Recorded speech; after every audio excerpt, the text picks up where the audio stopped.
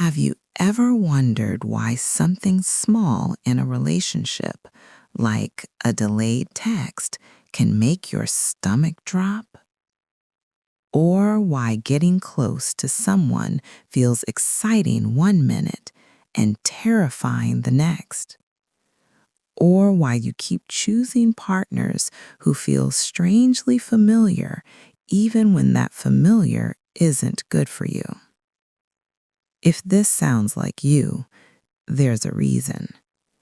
And it's not because you're dramatic or bad at relationships. It's because your nervous system learned certain lessons long before you had the words to explain them. Today, we're going to talk about why childhood trauma reshapes the way you connect with people, and more importantly, how you can rebuild healthy attachment as an adult, even if love once felt unsafe. Your early environment set the first blueprint. When you were a child, your brain was constantly gathering information. Are people safe? Do my feelings matter? Can I depend on adults? Is it okay to need support? If the people around you were inconsistent, unpredictable, dismissive, or frightening, your nervous system adapted quickly. It learned survival skills like staying alert, shutting down emotions, or anticipating others' reactions. Not because you were weak, but because your body was protecting you the only way it knew. Those early adaptations are still influencing your love life today. How old survival patterns show up in adult relationships. You might not even notice the connection, but childhood wounds often show up as hypervigilance, constantly analyzing tone, silence, or behavior because your system expects danger. Fear of being left. Even small distance feels huge. Your brain reacts as if abandonment is inevitable. People pleasing. You learned early that keeping others calm kept you safe. Now it's a habit that drains you. Emotional overwhelm. Stress hits harder and faster because your nervous system never learned reliable co-regulation.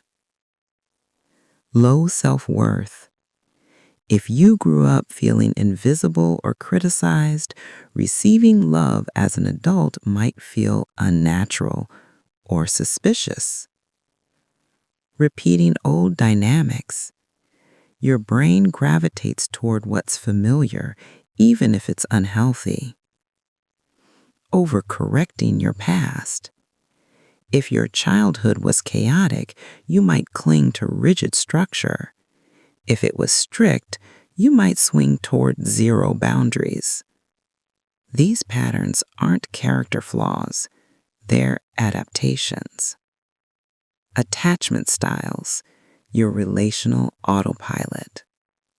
Your attachment style is not a label, it's a prediction your brain learned early on. Anxious attachment. You want closeness but fear it will disappear. Avoidant attachment. Vulnerability feels unsafe, so you distance yourself. Disorganized attachment. You want connection but also fear it, which creates push-pull patterns. Secure attachment. Closeness and individuality both feel safe. And here's what most people don't know. Attachment styles can change. Your brain can update its relational expectations through new experiences. Healing happens through safe relationships. People often think healing is something you do alone, but your nervous system actually learns safety through connection, like a steady tone of voice, calm, predictable behavior, a partner who doesn't disappear during conflict, a friend who listens without judgment. These moments literally rewire your brain. Every safe interaction teaches your system, I don't have to brace for danger. I can trust this moment. I'm allowed to relax. This is neuroplasticity at work. 5 practical steps to rebuild healthy attachment. You don't have to do everything at once. Think of healing as a series of small, deliberate shifts. Step 1. Slow down. Healthy relationships build gradually. Fast intensity often mimics old chaos. Pace yourself so you can actually see whether someone is safe. Step 2. Learn through therapy. A therapist gives you a space where boundaries, vulnerability, honesty, and repair are modeled consistently. Your body absorbs these patterns through experience, not just explanation. Step 3. Reparent yourself. Notice the critical inner voice that echoes what you heard growing up. Replace it with the voice you needed. It's okay to feel this. I'm here with you. You matter. This strengthens your inner sense of safety. Step 4. Start with low-risk connection. Your nervous system might not be ready for deep intimacy right away. Friendships, pets, community groups, or supportive coworkers can gently introduce stability without overwhelming vulnerability. Step 5. Build earned, secure attachments. Choose people who communicate clearly, repair conflict, respect boundaries, and show consistency. Let those experiences teach your nervous system a new truth. Love can be steady. And one of the biggest signs of healing, you start believing conflict doesn't mean everything is falling apart. It simply becomes something you work through together. You can rewrite your relational story. Your childhood shaped your first map of love, but that map was drawn under conditions you didn't choose.